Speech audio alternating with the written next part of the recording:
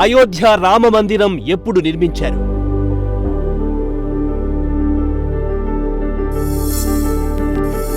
రామ మందిర నిర్మాణం తర్వాత ఏం జరిగింది?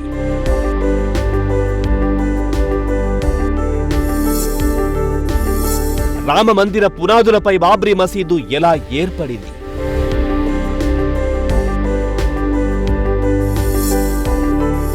బాబ్రీ మసీదును కూల్చి రామ మందిరం కట్టడం వెనుకున్న రహస్యాలేంటి?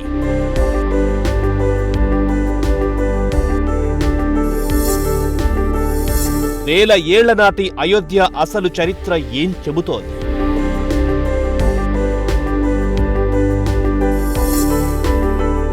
దైవజ్ఞ రత్న, జ్యోతిష్య రత్న, వాస్తు విద్వాన్, ప్రముఖ ఆధ్యాత్మికవేత్త బ్రహ్మశ్రీ డాక్టర్ భమిడిపాటి రవికృష్ణ శర్మ గారితో